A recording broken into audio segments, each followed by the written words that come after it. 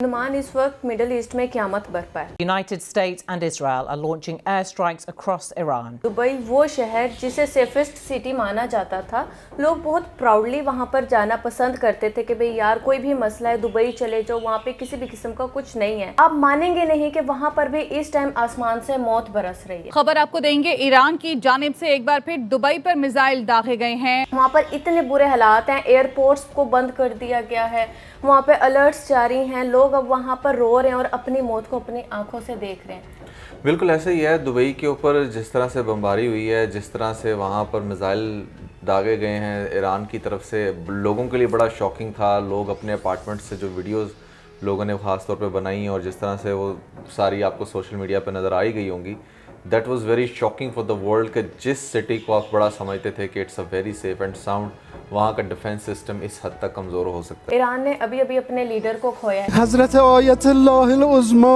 Syed Ali Husaini Khamenei در راه سربلندی حرم جمهوری اسلامی ایران शहद शहीद गवाराय शहादत را नूशिदा। अमेरिका और इसराइल ने मिलकर इनके 40 से ज़ायद जो लीडर्स हैं और कमांडर्स हैं उनका खात्मा कर दिया, लेकिन फिर भी ये सब कुछ होने के बाद भी ईरान एक अकेला जंग लड़ रहा है। ईरान जो है वो एक तनहा खड़ा हुआ है, लेकिन अमेरिका के साथ इसराइल भी शामिल है जो मिलकर इन पर बमबारी कर रहे हैं और ये अकेले उसका जो है रिस्पॉन्स दे रहे हैं, जबकि इन्होंने अपना लीडर भी खो दिया। और आज की न्यूज़ में ये भी पता लगा है कि खमनाई के जो बेटे थे उनको उनकी पोजीशन पर बिठाया गया।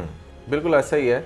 और ईरान के ऊपर बहुत ज़्यादा जो है ना, अमेरिका ने शुरू से ही आप कह लें कि अब तो 10-15 साल हो गए हैं जब से उसने ये सख्तियाँ की हुई हैं, और मेनली इस वजह से कि अमेरिका को ऐसा लगता है कि ईरान जो है वो इसराइल पे अटैक कर देगा।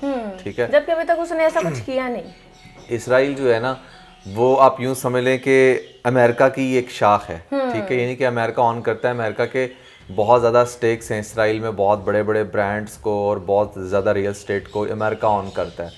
ठीक है, आप इन सिंपल वर्ड्स कह लें कि डोनाल्ड ट्रंप ऑन करता है। ठीक है, तो वो अब अमेरिका को डायरेक्टली किसी भी जंग में डाले बगैर वो क्या करता है कि इसराइल को यूज़ करता है। तो जब भी इसराइल किसी मुल्क के ऊपर कोई अटैक कर रहा है या कुछ भी कर रहा है, तो आप ये मान कर चलें कि वो इसराइल नहीं बल्कि अमेरिका अटैक कर रहा है, और अमेरिका बिल्कुल इसलिए उसकी बैक पर होता है हमेशा। और इन लोगों के तो ये बहुत पुराने विषय है कि जो ईरान है उसको बिल्कुल ही ख़त्म कर दिया जाए, उसकी लीडरशिप ख़त्म करके हमारा उस पर कब्जा आ जाए। मैं भी अगर मुझे कुछ ऐसा भी याद पड़ता है कि एक दफ़ा मैंने ऐसी भी न्यूज़ देखी थी कि ईरान के लोग ही अपने लीडर के ख़िलाफ़ निकल आए थे और उन लोगों पर जो है वो शेलिंग की गई थी, उन्हें मारा गया था उस प्रोटेस्ट में। कुछ ऐसी न्यूज़ आपने भी देखी होंगी पहले, तो तब से ये भी सुनने में आता है कि ईरान के जो लोग हैं वो अपने लीडर के मुखालिफ थे। और अभी भी इस तरह की बहुत सारी चीज़ें सामने आ रही थी कि इनके लीडर की डेथ के बाद बहुत सारे लोग जश्न मना रहे थे और बहुत सारे लोग गमगीन थे, वहाँ की मिक्स सिचुएशन थी। तो इस चीज़ को भी जो अमेरिका है और इसराइल है वो हथियार बनाकर जी पेश करता है कि देखा वहाँ पर तो एक खुशी का मंजर है, वहाँ पे लोगों ने खुशी मनाई है, हमने एक अच्छा स्टेप लिया। देखें, किसी भी मुल्क का कोई पॉपुलर लीडर होता है ना, तो वहाँ पर अगर 80-90% उस लीडर को चाहने वाले या प्यार करने वाले हों, तो 10% तो ऐसे लोग होते ही हैं, चाहे पॉलिटिकल रीजंस की वजह से या फिर वैसे ही पर्सनल डिफरेंसेस की वजह से। वो तो एक अलग चीज़ है। इस टाइम जो मेन चीज़ समझने वाली ना, वो ये कि जिस टाइम गज़ा के अंदर बच्चे हमारे मर रहे थे, जिस टाइम वहाँ पर मुसलमानों के ऊपर इतना तशद्दुद हो रहा था, वो डेली बेसिस पर अपनी जान से जा रहे थे, बेघर हो गए, वहाँ पर भूख इतनी ज़्यादा बढ़ गई, तो पूरी ये जो मुस्लिम उम्मा है ना, ये बैठकर सुकून से देख रही थी तमाशा। ठीक है, और आप देखें कि जिस तरीके से गज़ा को वाइप आउट किया है, मैं ये समझूंगा उस पर कब्ज़ा कर लिया है, तो इसराइल को तो एक बहुत बड़ा कॉन्फिडेंस मिल गया ना। देखें, एक छोटे से मुल्क को एक इतना बड़ा मुल्क मिल गया। आप समझें कि एक दुनिया के अंदर ना, देखें रीच, बात बड़ी सिंपल सी है, स्पेस की वॉर है।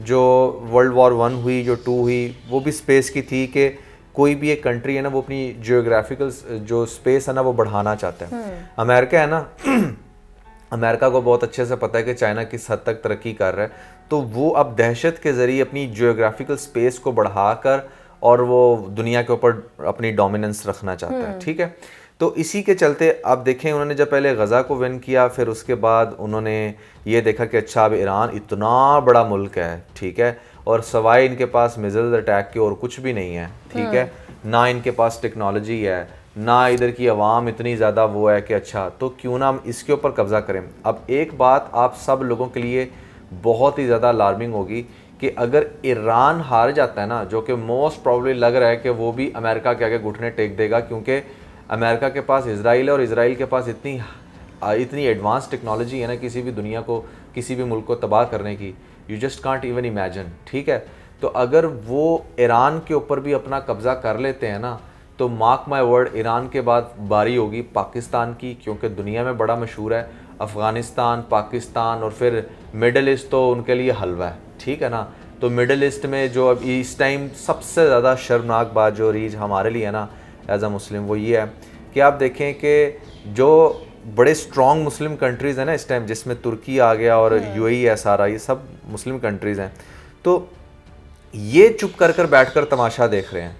Even though being so rich, जिनके पास गोल्ड भी है, तेल भी है, सब कुछ है, अच्छा इंफ्रास्ट्रक्चर है, अच्छी टेक्नोलॉजी बाय कर सकते हैं, अच्छा इन्वेस्ट कर सकते हैं स्टेम डिफेंस में, लेकिन फिर भी ये चुप करके बैठकर तमाशा सिर्फ इसलिए देख रहे हैं कि कुछ अमेरिकन के स्टेक्स को प्रोटेक्ट करने के लिए कुछ इनके म्यूचुअल इंटरेस्ट हैं, जिसकी वजह से इन लोगों ने अपनी स्पेस तक दी हुई है कि अच्छा यहाँ पर आप अपने एयरपोर्ट्स बनाएं और यहाँ पर आप अपनी फौजी कार्रवाइयाँ करें।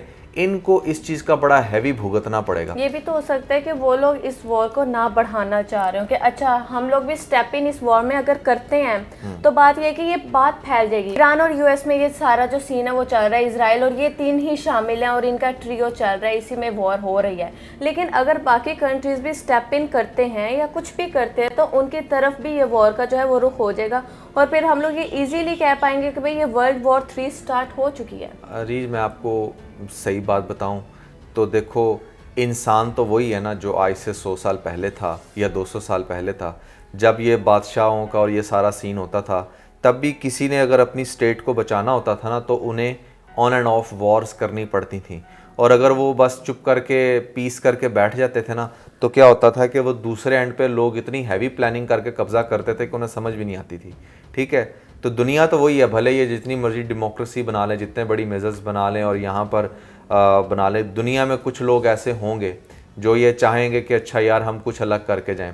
अब ट्रम्प इस टाइम बीइंग सो पावरफुल, यानी कि इस टाइम दुनिया का सबसे पावरफुल बंदा इस टाइम ट्रम्प है, क्योंकि वो एक ऐसे मुल्क का प्रेसिडेंट है जिनके पास हर तरह की टेक्नोलॉजी है किसी भी मुल्क को तबाह करने की। तो उसको चुल तो उठनी है ना, उसको एक एट दी एज ऑफ 70 और 75 आपको एक होता तो अच्छा यार, what is the interesting thing left in my. चुल जो है कोरिया को क्यों नहीं उठती? उनके पास भी जो है वो बहुत आला किस्म के मिसाइल्स हैं, हर चीज़ है, उनके पास इस तरह की टेक्नोलॉजी है कि वो चाहे तो वो रातों रात जो है यूएस को और इजराइल को ख़त्म कर सकते हैं। मैं आपको बताता हूँ वो क्यों नहीं फिर इसमें स्टेप इन करते, या फिर ईरान उनसे क्यों नहीं हेल्प मांगता? मैं आपको बताता हूँ। देखें, कोरिया जो है ना एक बिल्कुल डिफरेंट नेशन है। ठीक है, आप कह लें कि जब कभी चाइना और मलेशिया ये लोग जब जंगों में एंटर होंगे ना, तब कोरिया भी बीच में आएगा।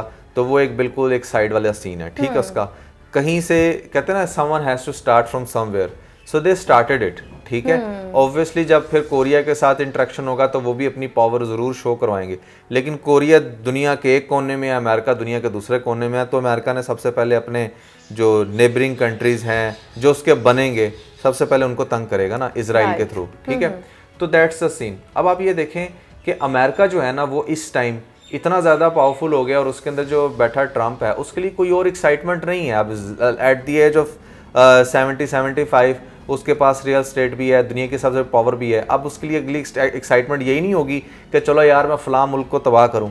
एक बात है, तो ये तो वहाँ पर बैठे हुए इंडिविजुअल्स को सोचना चाहिए कि यार हम इस बंदे की इंटरटेनमेंट का वो सबब बन रहे हैं या क्या कर रहे हैं। अब इतने फौजियों, अमेरिकन फौजियों की भी जानें गई हैं, कितनी फैमिलियाँ तबाह हुई हैं ये सारी जंग के अंदर। ठीक है, ईरानियों को तो उन्होंने मारा, लेकिन वो लोग भी चूड़ियाँ पहन के नहीं बैठे हुए, उन्होंने भी इनके अच्छे खासे अड्डे उड़ाए हैं। तो अब मुझे एक बात बताओ कि वो जो इतने बेचारे फौजी उनके मारे गए हैं, उनकी फैमिलियों का क्या? सिर्फ एक बंदे की इंटरटेनमेंट के लिए, क्योंकि उसका माइंड जो है ना वो एक्सट्रीमिस्ट है, उसे लग रहा है कि मैं पूरी दुनिया पे काबिज हो सकता हूँ। क्योंकि इंसान को चाहे जितनी मर्जी पावर मिल जाए, उसको यही होता है कि यार मुझे इससे ज़्यादा मिले। ठीक है, अब आप देखें कि अगर ये ईरान जो है, ईरान देखो वो एक इंडिपेंडेंट कंट्री है, अगर वो अपने दिफा के लिए कोई भी ऐसी टेक्नोलॉजी बना रहा है, कोई ऐसा आप कह लें कि न्यूक्लियर वेपन बना रहा है, तो तो यार पाकिस्तान ने भी बनाया, इंडिया ने भी बनाया, अमेरिका ने भी बनाया, रशिया ने भी बनाया, चाइना ने भी बनाया, सब ने बनाए हैं। तो क्यों नहीं ईरान के पास ये राइट कि वो बना सके, वो भी बना सके। और अगर वो बनाकर अपने आप को स्ट्रॉन्ग फील करना चाह रहा है तो अमेरिका को या इजराइल को इस चीज़ से क्या तकलीफ है? उनको तकलीफ ये है कि जितना हमने पिछले 10, 12, 15 सालों पे ईरान पे जुल्म किया ना, ये सबसे पहला अगर कोई प्रैक्टिकल करेंगे भी तो हम पे करेंगे, हम पर करेंगे। और वहाँ उसी चीज़ के डर से ये लोग आए दिन ईरान को ये कर रहे हैं, और अभी इन्होंने वॉर शुरू की हुई है। तो it's very dangerous and I think at this moment जितने भी पावरफुल इस्लामिक कंट्रीज़ हैं, तुर्की, यूएई, सारा, इन लोगों को चाहिए कि ये ईरान का साथ दें रिगार्डलेस ऑफ के मतलब उन लोगों ने उन्हीं के कंट्री में फौजी अड्डों को निशाना बनाया। उनको चाहिए कि वो मुस्लिम कंट्री का अगर साथ नहीं ना देंगे तो नियर फ्यूचर और 10-12 साल बाद आपको सुनने को यही मिलेगा कि भाई अब तुर्की पे भी कब्ज़ा हो गया और यूएई पे भी अमेरिकन का कब्ज़ा है। I think it's a very alarming situation and everyone should focus on this. और हम लोगों ने सोचा कि इसके ऊपर ज़रूर एक डिस्कशन की जाए। आप लोगों के इसके ऊपर क्या थॉट्स हैं, कमेंट्स के अंदर हमें ज़रूर बताइएगा। इसके साथ ही अपना बहुत सारा ख्याल रखें। खुदा हाफिज़।